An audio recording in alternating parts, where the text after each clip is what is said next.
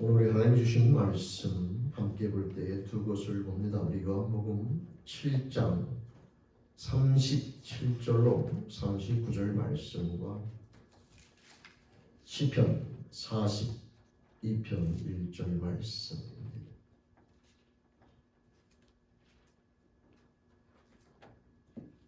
우리 먼저 요한복음 7장 말씀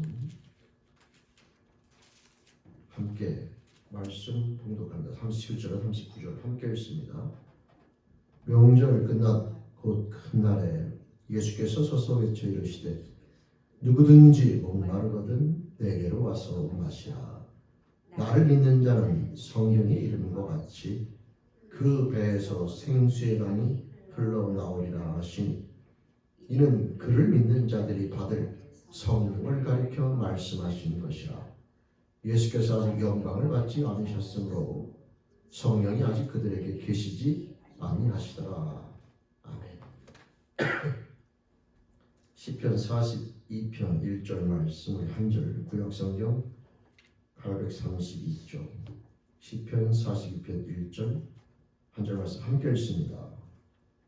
하나님이여 사슴이 시냇물을 찾기에 갈급함같이 내 영혼이 주를 찾기에 갈급하니이다. 아멘. 이렇게 기도드리시겠습니다. 하나님 아버지 사랑과 은혜 가운데 한 주간을 살아온 저희들 오늘도 함께 모여 하나님 앞에 예배드리며 나아갈 때에 이 시간 생명의 말씀 앞에 마음을 열고 나옵나니 하나님 아버지 말씀을 통하여 저희를 향하신 하나님의 사랑과 선하신 뜻을 깨달을 수 있도록 성령을 도와주시옵소서. 깨달아 순복하여 이 세대 가운데 하나님의 자녀로서 당당함을 가지고 승리하며 나가는 그리스도인 저희들의 삶이 되기 소원하옵나니 성령을 붙잡아 주옵소서. 말씀을 소원하고 의탁드리며 예수님의 이름으로 기도드립니다. 아멘. 반갑습니다. 오늘 또 주님의 날 주님 전에 함께 모여 하나님 앞에 한 마음으로 예배드리며 나아가는 저와 여러분 모두에게 우리 하나님 아버지로부터 은혜와 평강이 함께 하시기를 주님의 이름으로 축원드립니다. 우리 성주자 하나님의 관심은 우리 항상 우리가 알고 또 끊임없이 반복해서 말하고 있는데요. 창조주 하나님의 관심은 하나님의 형상을 닮은 피조물 창조에 있습니다. 여러분 하나님의 한 인간이 하나님의 형상을 닮은 피조물이 되기 위해서는 성령이 함께하심, 하나님이 함께하심이 절대적으로 필요하게 되는데 그 성령이 함께하심으로 말미암아 우리가 하나님의 마음을 갖게 되고 하나님의 사랑을 깨닫게 되고 또 하나님을 사랑할 수 있는 그런 능력을 갖게 되며 또 하나님의 뜻을 깨달아 믿음으로 순복하며 행복과 즐거움을 느낄 수 있는 이 모든 삶의 능력과 변화가 바로 이 성령 하나님이 함께 하심으로 말미암아 가능하게 되다라고 하는 거죠. 근데 성령 하나님이 함께 하기 위해서 우리에게 필요한 조건이 있는데요. 바로 그것은 우리들이 죄, 즉 하나님 앞에 의로워져야 된다라고 하는 거죠. 죄가 있게 되면 하나님께서 함께 할 수 없는, 그래서 지금 많은 사람들이 인지하지 못하고 살아가고 있으나 성경으로 통해서 보게 되면 성령 하나님이 함께하기 전의 인생들은 사단의 영이 함께하는 것이고 사단의 영에 의해서 그 인생이 끌려다니고 있다는 거죠. 그래서 모든 삶의 가치관은 하나님의 영이 함께하시기 전까지 인생의 모습은 하나님이 부여하신 삶의 가치와 의미가 아니라 사단이 얘기하고 있는, 사단이 가르쳐주고 있는 거짓을 진실될 가치로 알면서 평생토록 그 삶의 가치를 추구하며 살다가 하나님 앞에 가지 못하고 부끄러운 생을 마감하여 결국 지옥이라고 하는 심판의 자리에 놓이게 되는 겁니다. 결국 우리 인생들은 성령 하나님이 함께 하시기 위해서는, 즉 사단의 영의 지배를 벗어나 성령 하나님께서 함께 하심으로 하나님을 사랑하면서 살다 하나님 앞에 영원히 거는 존재가 되기 위해서는 이 죄라고 하는 것이 없어져야 되는데, 하나님과 우리 사이를 갈라놓고 있는 이 죄가 없어져야 되는데, 문제는 그 죄를 없앨 수 있는 방법이 우리의 힘과 능력으로는 불가능하며, 그것이 하나님께서 제시해 주신 유일한 한 가지 방법이 있다라고 하는 것인데, 바로 그 방법이 예수를 믿는 겁니다. 여러분, 예수를 믿는다고 하는 것의 의미는 우리가 계속 나누고 있지만, 예수를 그리스도로 영접하며 나아가는 것과 예수를 주로 고백하는 것을 총칭해서 이루는 말인데, 우리가 하나님 앞에 지은 죄, 스스로 하나님 자리에 앉아 살아가는 이 죄가 사함받아야지만 하나님이 함께 하시는 존재가 되는 것인데, 그 스스로 하나님 자리에 앉아 살아가는 죄를 용서받는 유일한 방법은 바로 예수를 그리스도로 우리가 고백드리면서 예수님의 모든 삶과 인생과 고난과 조롱과 죽으심이 내 죄 때문이라는 사실을 인정하며 고백하며 나아가는 그런 믿음의 고백, 주님을 그렇게 만나야지만이 우리의 모든 죄가 사해지는 것이 성경이 제시하고 있는 은혜의 법칙이라고 하는 겁니다.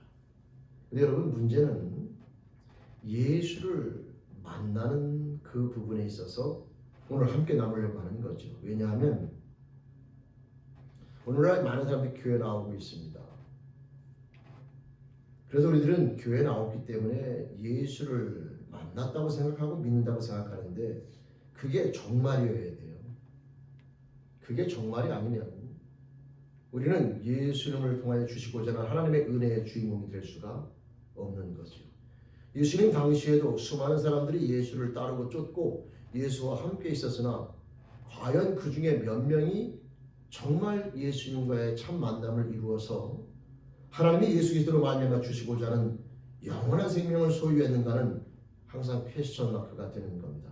분명한 것은 예수를 얼굴을 보고 예수를 만났다 할지라도 그분을 하나님께서 우리에게 주시고자 하는 은혜의 주인공으로, 즉 우리의 모든 죄를 사해 주는 그리스도로 예수를 만난 사람들은 전부가 될 수가 없고 전부가 되지 않는다는 사실을 분명히 알 수가 있는 거죠. 오늘날 우리 공동체 안에서도 우리가 절대 그런 일이 벌어져서는 안 되기 때문에 오늘 시간 이 말씀을 가지고 함께, 왜냐하면 주님께서 우리를 초대하시잖아요.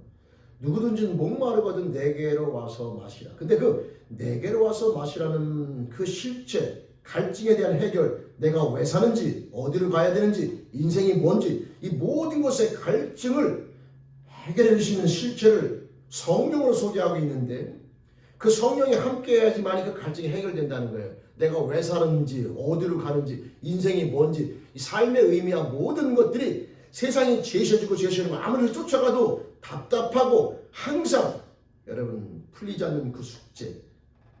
그러나 주님께서는 우리 인생들을 초대하시면서 누구든지 목마르거든 와서 마시라.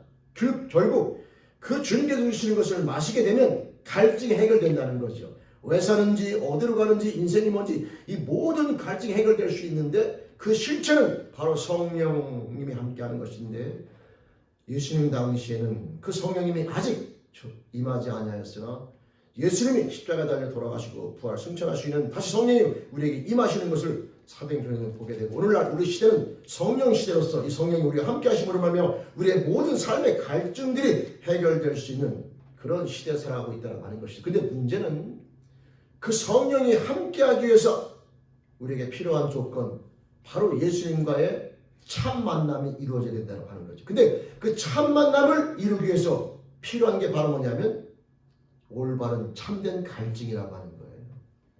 오늘 포인트는 바로 거기에 있는 겁니다.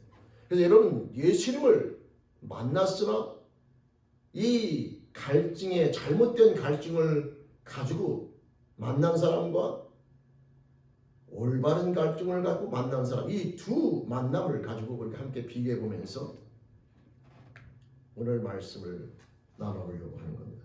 당연히 저와 여러분들은 주님을 만나 나아가는 자들은 계속해서 성령의 인도하심을 쫓아 그 삶 가운데 승리하며 나아가면 되는 것이고, 그러나 아직도 삶에 대해서 명확하게 인지되지 않냐고, 왜 사는지, 어디로 가는지, 하나님에 대한 믿음이라든가 또 죽음에 대한 하나님 나라에 대한 소망이나 이런 것들이 명확하지 않고 불확실한 그런 사람들이 있다면 오늘 시간에 이 말씀을 통하여 생명을 위한 갈증을 가지는 자가 되며 그 갈증을 통하여 주님께서 약속하신 만남이 이루어지면서 그 갈증이 해결되어지고 내가 왜 사는지 어디로 가는지 이 모든 삶의 문제들이 해결되면서 하나님 나라에 대한 소망을 둔 자로 승리하며 나가는 그리스도인이 되길 소망하면서 이 말씀 함께 나눕니다. 여러분 오늘 만남을 주님과의 만남을 가진 첫 번째 인물로 저는 니고데모를 보려고 합니다. 여러분 니고데모는 요한복음 3장에 보면 그는 유대교의 바리새파 사람이고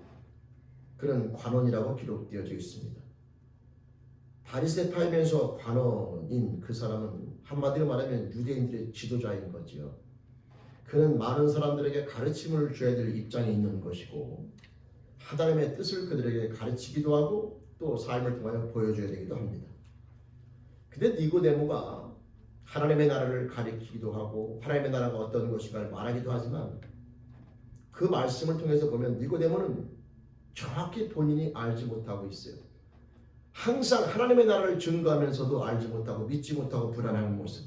바리새인이기 때문에 영을 믿고 천사도 믿고 이런 영적인 세계를 다 믿긴 하는데 중요한 것은 본인이 경험한 적도 없고 알지 못하는 상태에서 한마디로 말하면 맹인이 인도하는 것처럼 그냥 알지 못하는 것을 끊임없이 선생 자리에 앉아있기 때문에 가르치는 그런 입장인 거죠. 그래서 그는 그거에 대해서 끊임없이 알고 싶은데 알려주는 사람도 없고 남들한테 들어봐도 다 그 말이 그 말이고 그러는 가운데 예수라고 하는 사람에 대한 이야기를 듣게 되는 겁니다. 예수라고 하는 청년에 대한 이야기를 들을 뿐만 아니라 그는 아마 관찰을 많이 했을 겁니다. 근데 그의 모든 행적을 바라볼 때에 니고데모의 고백을 통해서 알 수 있는 것처럼 이 사람은 보통 사람이 아니다. 하나님이 보낸 사람이 맞다라고 하는 확신을 갖게 되고 그래서 니고데모는 본인이 갖고 있던 이 의문과 질문들 도대체 하나님의 나라는 무엇이며 그 나라는 어떻게 들어갈 수 있는가 본인이 남들에게 가르치지만 본인 스스로도 정확히 알지 못하고 떠드는 것을 알고 있는 그는 결국은 그 답답함을 풀기 위하여 예수를 찾아가기로 결심합니다. 여러분 이게 절대 쉬운 게 아니에요. 그 당시에 모든 동료들은 예수를 욕을 한 그런 여러분 분위기입니다. 왜냐하면 예수와 바리새인의 사이는 참 좋지가 않아요. 바리새인들의 위선적인 행동 그 속에는 하나님에 대한 마음은 전혀 없이 겉으로만 꾸미는 사람들에게는 그게 어쩔 수 없이 먹힐지 모르나 주님 앞에는 그게 다 드러나게 되어 있고 예수님은 그들의 위선적인 행동을 끊임없이 지적하고 꾸짖으며 나가기 때문에 바리새인들은 그런 예수가 미울 수밖에 없어요. 그런 가운데 이 니고데모는 그들과는 다른 그런 말을 하더라도 그게 자기의 실체인 걸 알고 거기에 반론을 제기하는 것이 아니라 도대체 이것을 어떻게 그럼 내가 해결할 수 있는가 라고 하는 의문 속에서 예수를 찾아가게 되는데 그 예수를 찾아가는 시간이 한밤중인 거죠. 그 한밤중에 예수를 찾아간 니고데모 예수 앞에 섰으나 설득 말을 못합니다. 왜냐하면 창피하기도 하고 본인이 선생이고 본인이 유대 지도자인데 본인이 지금 질문하려고 하는 것이 이미 알고 있어야 되고 이미 알아야 되는 그런 내용인데 지금까지 자기가 가르쳐온 건데 모르는 거예요. 그러나 그런 쭈삣쭈삣함에 있는 그 니고데모를 향해 예수님께서 먼저 말을 걸어옵니다. 여러분 이 부분이 되게 중요한 거예요. 왜 중요하냐 하면 이 니고데모의 진실성에 대한 모습이라고 하는 거죠. 니고데모의 중요한 그 특징 중에 하나가 저는 이 진실성이라고 보는 겁니다.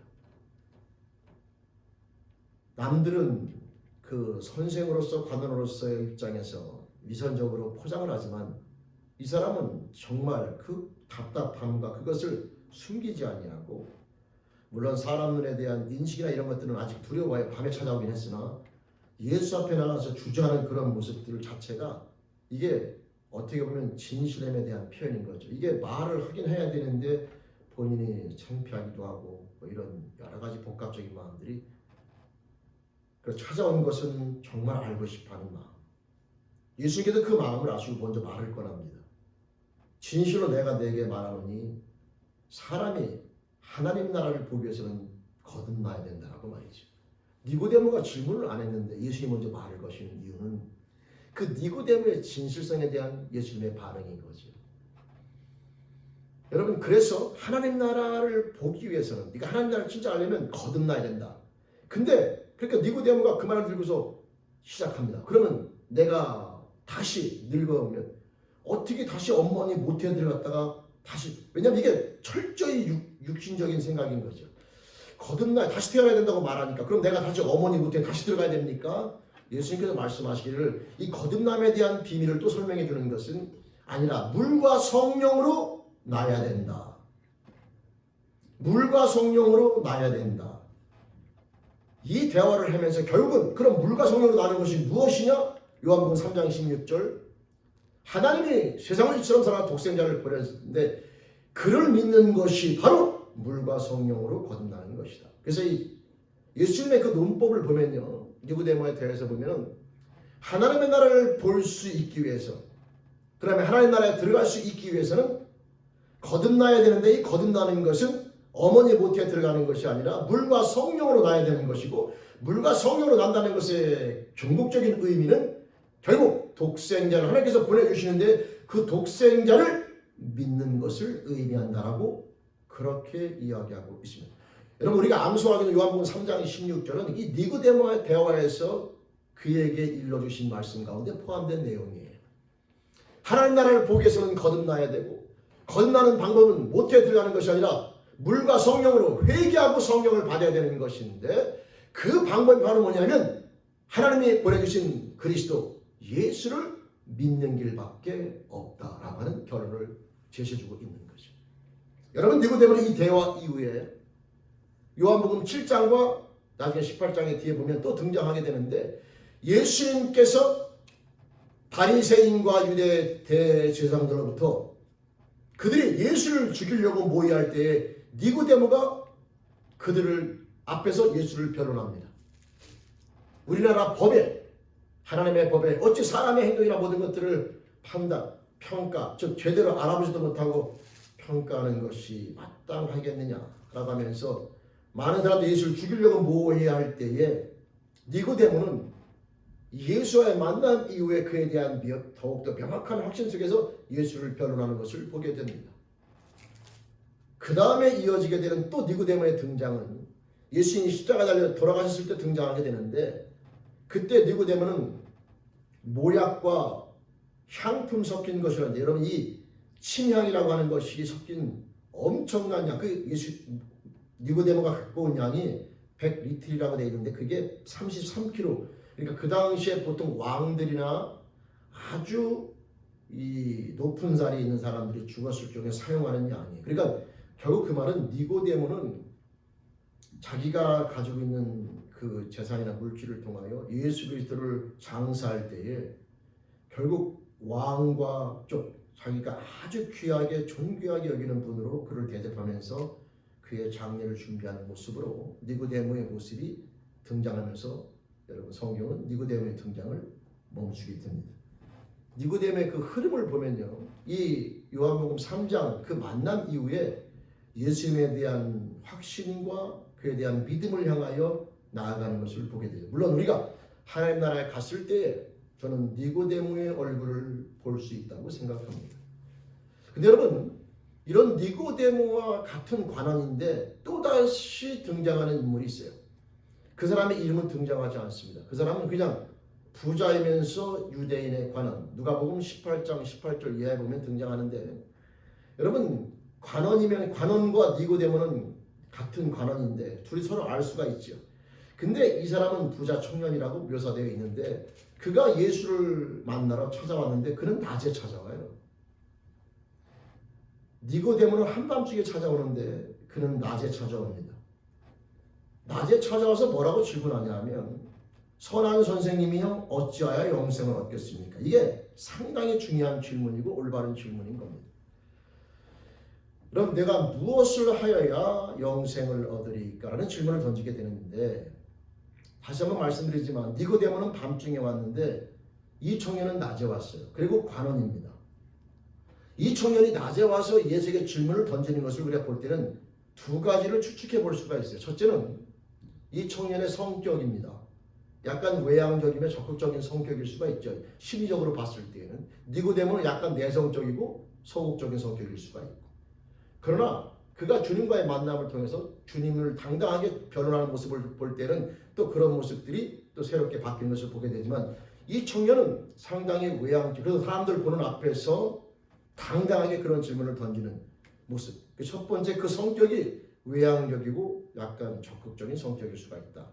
근데 두 번째는요, 그 성격과 아울러서 또 다른 중요한 것이 오늘 나누려고 하는 것인데, 그 청년이 예수에게 와서 대낮에 그런 질문을 던지는 이유는, 저는 영생을 얻는 것을 몰라서 던진다기보다는 그는 영생을 얻는 법을 지금 끊임없이 가르쳐 왔고, 사람들에게 본인 스스로는 그 영생을 이미 얻었다고 생각해서 자신감을 가지고 나왔다고 생각하는 거예요. 왜 그런 생각을 하게 되냐면, 정말 영생에 대한 갈증이 있다면 예수님께서 대답을 해주셨을 경우에 그 대답에 대한 답변이, 그의 행동이 여러분 그렇게 나오면 안 되는 거죠. 그래서 그 청년이 예수 앞에 나와서 내가 무엇을 하여 영생을 얻으리까라는 질문을 던질 때에, 그 청년은 본인은, 왜냐하면 예수님께서 그 질문을 받은 후에 네가 율법을 알진대 율법을 지켜라. 토라, 여러분 5계명부터 10계명까지 하나님과의 관계를 제외한 부모를 공경하는 것부터 이웃에 대한 모든 관계를 설명해주는 이 6가지 계명에 대해서 그에게 얘기하게 되고, 그는 내가 이것을 어려서부터 다 지켰나이다라고 말하면서 그 다음에 나오지 않지만 저는 그 말 읽을 때마다 항상 뒤에다 혼자 붙여서 읽는 게 있습니다.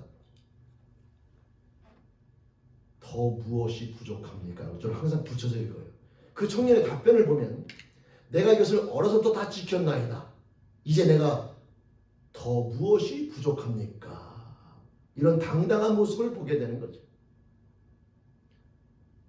그 청년은 어렸을 때 이걸 지켰다고 말할 정도면 대단히 열심히 살아온 청년이에요. 그리고 돈이 많고 관원인데다가 그 삶의 모습까지 그렇게 받쳐주기 때문에 아마 주위에 있는 모든 사람들, 근데 그 지역 사람들은 아닌 것 같아요. 왜냐하면 그 지역에 그 사람을 알면 그 사람의 이름이 기록될 수가 있는데, 그 사람을 모르고 관원이라고 기록된 걸 봤을 때는, 그러나 그 모든 자라온 마을이나 환경 속에서 그 청년은 어렸을 때부터 그렇게 살아왔다면, 돈도 많지요, 관원인데다가 또는 그런 삶의 모습을 살았더라면 아마 사람들로부터 그 청년은 자라오면서 하나님 나라에 들어갈 수 있다는 그 인정을 사람들로부터는 끊임없이 받아오지 않았을까 생각하는 거죠. 너 같은 사람이 하나님 나라에 못 들어가면 누가 들어가겠느냐, 이런 인정을 끊임없이 받아왔을 것이고, 그 청년의 그 인정을 사람들이 따르고, 여러분 추앙하며 나가는 예수로부터도 그 인정을 받고 싶어서 저는 나온 거라고 생각하는 겁니다. 영생에 대한 갈증이 없는 것이 아니라 그 청년은 영생을 얻었다고 생각하고 그 영생을 얻은 것을 예수로부터 도장받으러 나왔다는 생각인 거예요. 정말 알고 싶어서 나온 게 아니라 영생에 관심이 없는 게 아니에요. 그는 영생에 관심이 있으라 이미 자기는 소유한 자인 것이고, 그걸 예수로부터 쾅 도장을 찍으러 나왔는데 예수님께서 말씀하시기를, 그래 근데 네가 한 가지 부족한 것이 있으니 네 모든 소유를 팔아 가난한 자에게 주고 그 다음에 나를 쫓으라. 이렇게 여러분, 영생은 예수를 따르는 것과 연결되어 있는 것을 설명해 주시는데, 그 대신에 내 모든 소유를 파는 것을 요청하십니다. 그걸 왜 요청하냐 하면, 예수를 따를 때에 또 다른 무엇인가에 소중한 것이 있으면 사단은 그것을 반드시 공격합니다. 그게 가족이 됐든 돈이 됐든 권력이 됐든 뭐가 됐든 건강이 됐든, 우리가 주님을 따르는 것보다 더 관심 있는 무엇인가가 있으면 사단은 반드시 그걸 공격해요. 왜? 우리를 주님을 따르는 걸 멈추게 하거나 포기하게 하기 위해서. 따라서 주님께서는 그 영적인 원리를 알기 때문에 내 부모나 모든 형제나 처자식보다 나를 사랑하지 말라고 말한 이유도 바로 그 사단의 책략이나 아주 교활한 계략을 알기 때문에, 주님을 따를 때는 주님이 우리들의 궁극적 관심이 되어야 됩니다. 모든 것에 가장 최고의 관심이 되어서 따르지 않는 한 사단의 공격을 우리가 피할 수도 없고 거기에 넘어지게 되어 있기 때문에, 그래서 이 부자 청년에게 있어서 여러분 이 물질이라고 하는 그 개념은 상당히 중요한 위치를 차지하고 있는 것을 알기 때문에, 본질은 물질을 내어놓는 게 아니에요. 가난한 자를 도와주는 게 본질이 아니라 예수를 따르는 게 본질인데, 예수를 따르기 위해서 선행적으로 그걸 요청하는 이유는 그것을 가지고 따르면 안 되기 때문에 그런 겁니다. 못 따른다는 거에 한마디로 말하면 예수 외에 다른 것에 가치를 두면 사단은 반드시 그걸 공격하고 우리를 넘어뜨릴 때 그것을 이용하게 되면서 우리는 여지없이 넘어지게 됩니다. 그게 부모가 됐든 가족이 됐든 또는 여러분 물질이 됐든 명예가 됐든 자존심이 됐든 뭐가 됐든 주님보다 그 무엇인가가 앞에 있으면, 그래서 우리는 그걸 버리고 나를 따르라고 주님께서 요청하시는 거죠. 그게 자존심이면 자존심을 버려야 되고 내 모든 것에 대한 것이 주님보다 앞서는 그 무엇인가가 있다면 우리는, 근데 오늘날 교회 와서 안타깝게도 우리는 그걸 추구하려고 교회를 나와요. 주님 앞에 기도하는 것을 보며 나아갈 때는 우리는 그걸 얻으려고 기도하죠. 주님은 그걸 버리라고 요구하시는데 우리는 그걸 더 달라고 기도할 때가 많습니다. 이거 주시고 저거 주시고 이거. 여러분, 주님이 우리에게 요구하는 거하고 내가 추구하는 거하고 맞지 않을 때가 엄청나게 많은 거죠. 그리고 이 부자 청년은 그 이후로 성경에서 보이지가 않습니다. 여러분, 부자 청년이 영생에 관심이 없느냐? 있어요. 저는 분명히 있다고 봅니다. 근데 문제는 바로 뭐냐면 그 thirst의 정도인 거죠. 여러분, 정말 이 부자 청년이 영생에 대한 갈증이 있다면, 그리고 주님에 대한 그 말씀에 대한 확신과 신뢰를 가진다면 정말 영원한 생명의 가치를 안다면 물질을 버리고서라도 그 영생을 여러분 소유하려고 하지 않겠습니까? 어떤 사람이 한 여인에게 사랑에 빠지면요, 어떤 사람은 왕의 자리를 내려놓기도 하고 어떤 사람은 대기업의 상속자의 자리를 내려놓고 그 여인을 선택하기도 합니다. 즉 선택에 대한 문제는 갈증과 목마름과 연결되어 있는 거예요. 이 사람이 여기 성경에 보면은 물질이 많아서 마치 예수 따르는 걸 포기한 것처럼 생각하지만 저는 그렇게 생각하지 않습니다. 이 사람의 문제는 물질이 많은 게 문제가 아니라 정말 영생에 대한 가치를 모르는 게 문제인 거지. 그걸 정말 알고 알았더라면 온 세상을 버려서라도 아마 영생을 소유하는 것을 선택했을 겁니다. 그러나 이 사람은 그 가치를 몰랐던 거죠. 그래서 결국은 주님 앞에 나오는 그 자세 자체가, 저는 이 말씀이 여러분들이 다르게 볼 수 있지만 저는 이 니고데모와 이 부자 청년의 관점을 그렇게 들어서 목마름을 가지고 주님 앞에 나오는 그 자세 자체가 애초부터 달랐던 거예요. 주님과에 나오는 그 자세 자체가 니고데모는 정말 알고 싶어서 나왔고 이 부자 청년은 자기를 인정받기 위해서 나온 거죠. 그렇기 때문에 그 결과가 다른 결론을 내게 됐다는 거예요. 여러분, 오늘날 교회에 나오는 많은 사람들이 저는 이 니고데모처럼 정말 간증을 가지고 주님 앞에 나오면 주님은 반드시 만나주신다고 저는 확신합니다.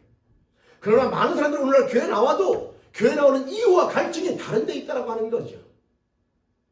정말 주님을 만나서 하나님 나라를 얘기 안 하는 게 아니에요. 천국에 가고 싶다고 말하고 주님을 만나고 싶다고 말하고 영생을 소유하고 싶다고 말하지만 과연 그 진실성이라든 그 갈증이 내가 무엇인가를 얻고자 하는 갈증에 비교했을 때는 택도 없이 부족할 때가 많다라고 하는 겁니다. 교회에 나오기 때문에 하나님 나라를 얘기하고 내가 예수 얘기하기 때문에 영생을 얘기하고 죄사함을 얘기하지만 정말 그 가치를 알지도 못할 뿐만 아니라 거기에 관심도 없어요. 세상에서 출세하거나 잘 먹고 잘 살거나 뭔가 세상에 잘 되거나 사람들 칭찬을 받거나 내 자존심을 세우거나 이거에 대한 관심과 비교하면 하나님 나라에 대한 관심은 새발의 피밖에 안 된다는 거죠. 여러분, 주님은 하늘보다까지 버리시면서 우리에게 영원의 생명을 주러 오신 분인 겁니다. 그런 분이 정말 그 나라를 관심 갖고 만나고자 하고 소유하고자 하는 자에게 어찌 하나님이 무관심하겠습니까? 어찌 그 나라를 주기 위해서 모든 걸 버리고 오신 분이 정말 그 나라를 소망하는 자에게 그걸 주지 않고 놀릴 수가 있겠습니까? 여러분, 지금 밖에 보면요, 씨앗들이 얼마나 많이 떨어지는지 몰라요. 나무들이 그냥 살겠다고 그 씨앗들을 갖다가 엄청나게 쏟아붓습니다. 그 씨앗에 생명이 있을까요? 없을까요? 있습니다. 근데 모든 씨앗이 나무가 되는 게 아니에요. 토양이 중요합니다. 어느 토양에 떨어지느냐에 따라서 그 씨는 사라지게 되고 어떤 토양에 떨어져서 그 씨는 뿌리를 내리고 나무가 되는 거죠. 여러분, 주님은 생명이시고 하나님 말씀은 생명입니다. 근데 이 말씀에 왜 사람이 안 변하느냐? 이 토양이, 내 마음의 토양이 정말 주님을 만나서 영생을 소유한 자는 토양이 준비되어 있으면 주님은 반드시 만나주시고 그 인생을 변화시키며 하나님 나라의 백성으로 만들어 주십니다. 문제는 내 토양이 그게 아니라 다른 토양으로 되어 있으면 하나님의 생명의 말씀이 떨어져도 그 말씀이 싹이 안 나는 거예요. 오늘 말씀에 보면 주님은 우리 인생들을 초대하십니다. 누구든지 목마르거든 내게로 와서 마시라. 그러면서 시편 42편 1절은 사슴이 시냇물을 찾아 찾기에 갈급함같이 내 영혼이 주를 찾기에 갈급하나이다. 여러분, 저는 이 자세를 함께 보려고 이 말씀을 나누는 겁니다. 여러분, 사슴이 시냇물을 찾아 갈급함에 대한 개념은 이런 거예요. 시냇물이 있는 곳에, 물이 있는 곳에 사슴이 나가면 두 가지 위험에 노출됩니다. 첫 번째는 맹수에게 잡혀먹을 수도 있고, 두 번째는 포수에게 총에 맞아 죽을 수도 있어요. 근데도 가야 돼요. 그 생명의 위협에 있어도 가야 됩니다. 왜? 갈증이 심하니까. 이 목마름의 갈증이 너무 심해서 내가 거기에 나가면 맹수에게 잡혀먹을 수도 있고, 내가 거기에 나가면 사냥꾼에 죽을 수도 있어도 그래도 가야 되는 거예요. 너무 갈증이 심하니까. 여러분, 영생과 하나님의 나라는 저와 여러분들에게 그럴 가치가 있는 겁니다. 세상에 그 무엇이 막는다 할지라도, 그 무엇이 방해한다 할지라도 저와 여러분들은 절대 거기에 하나님의 나라를 소유하고자 하는 마음과 갈증을 갖다가 양보해서는 안 되며, 그 모든 것을 극복하여 이 부자 청년이 물질이 많음으로 근심하여 돌아가리라 되어 있지만, 그 부자 청년의 근본적인 문제는 갈증에 대한 방향성의 문제인 거죠. 물질이 아무리 많아도 정말 영생에 대한 갈증이 있고, 정말 주님을 만나면 하나님 나라에 들어갈 수 있는 영원한 천국에 대한 그런 확신과 소망을 가지고 주 앞에 나왔더라면, 그분이 주시는 이 응답 가운데 그는 최선을 다하여 노력하는 모습 가운데, 왜? 영생이 그만큼 귀하고 소중함을 안다면 그런 삶의 자세를 갖지 않았겠습니까? 오늘날 교회 나오는 수많은 사람들이 하나님 말씀을 대하거나 믿음으로 산다는 것에 대한 그 얘기나 갈증이나 삶의 모습을 볼 때 우리는 과연 정말 주님에 대한 믿음과 하나님에 대한 소망을 가진 사람으로서 살아오는 게 맞는가에 대한 질문을 우리가 함께 던져보려고 하는 겁니다. 하나님 말씀 내던지기를 우습게 알고, 하나님 말씀에 순종하는 것을 말로는 말하지만 너무나 가볍게 여기고, 하나님의 사랑이나 용서에 모든 걸 덮어씌워서 무조건 용서해주고 무조건 사랑해주시고, 여러분 정말 내가 하나님을 사랑하는 자로서 하나님 나라의 소망을 둔 자, 그 천국의 백성으로서 모든 것이 하나님의 은혜로 구원받은 자의 삶의 모습을 살아가고 있다면 우리들의 모습은 그렇게 가볍게 행동하거나 움직일 수가 없다는 생각이 드는 것이고, 또 우리가 교회 나와서 정말 하나님 나라에 대한 소망을 가지고 관심을 갖고, 여러분 교회 나와서 가족의 건강과 축복, 남편과 아내에 대한 세상에서 출세 성공, 이런 거 말고요, 정말 하나님을 소유하고 하나님 나라에 대한 소망을 가진 모습으로 그 갈증을 가지고 내가 정말 교회 나오고 있는가, 정말 주님을 향하여 그런 갈증을 가지고 주님을 만나려고 노력하고 있는가에 대한 이런 모습 가운데 우리 스스로를 한번 점검해 보면서 비추어 봤으면 좋겠다라고 하는 겁니다. 왜냐하면 교회 나오는 가장 중요하고 가장 큰 유익은 주님과의 만남을 통하여, 죄사함을 통하여 성령이 임재하여 하나님을 사랑하는 피조물이 되는 것, 이것이 교회를 통해서 우리가 얻을 수 있는 최고의 축복이며 이 세상에서 가장 소중한 값진 축복이 되는 것이기 때문에 그렇습니다. 성도 여러분, 니고데모와 부자 청년 둘 다 주님을 만났고 주님을 향하여 영생과 하나님 나라에 대한 질문을 던지는 것 같으나 그들의 결말은 서로 갈라지게 나가는 것을 보게 되는데, 그것은 주님은 한 분이신데 왜 그럴까? 니고데모와 이 부자 청년이 주님 앞에 나가는 그 마음과 자세 자체가, 갈증의 목마름이 결국 그 차이를 만들어낸 것이고, 저와 여러분들은 오늘날 교회 나올 때 수많은 사람들이 교회 나오지만 주님을 만나는 사람도 있고 못 만나는 사람도 있는데 그 왜일까? 주님은 같은 분이시고 우리에게 영원한 생명을 주길 원하시는데 왜 그럴까? 바로 그 이유는 주님 앞에 나오는 저와 여러분들의 심령, 내 마음밭이 이 생명의 씨앗이 떨어짐에도 불구하고 그것이 싹이 맺지 못하는 그런 마음밭을 가지고 하나님 나라가 아니라 다른 것에 관심을 두고 교회에 나와서 하나님을 믿는 척하거나 신앙생활하는 척하는 모습을 갖게 되고 끊임없이 이 세상을 떠나는 그날까지도 정말 하나님의 나라가 아니라 하나님의 이름을 빙자하여 다른 것에 욕심을 가지고 살아가다 세상을 떠나기 때문에 이 소중한 시간을 정말 주님을 만나지 못하고 부끄러운 가운데 정말 아쉽게 생을 마감하는 일들이 비일비재하게 벌어지고 지금도 끊임없이 반복되고 있다고 저는 생각됩니다. 이제 말씀을 마칩니다. 하늘 보좌까지 버리시면서 이 땅 가운데 오셔서 우리에게 영원한 생명을 주시해서 오신 예수님은 모든 인생들 누구도 차별 없이 다 그 나라를 소유하기를 원하시는데 그러기 위해서 우리에게 필요한 것은 우리의 마음밭인 겁니다. 정말 내가 그분을 만나서 정말 그분이 허락하시는 영원한 생명을 얻고자 하는 이 갈증과 목마름이 그 무엇보다 앞선 상태에서 주님 앞에 간구하시고 기도하시고 내 심령을 내어놓으면서 정말 주님을 만나 그 삶을 살고자 하는 이 갈증 가지고 나오시면 누구도 예외 없이 주님을 만나주시며 영원한 생명을 소유하는 참된 성공과 승리자의 모습으로 우리 인생을 만들어 주신다고 하는 거지. 교회는 바로 그 축복을 받을 수 있기 때문에 소중한 거예요.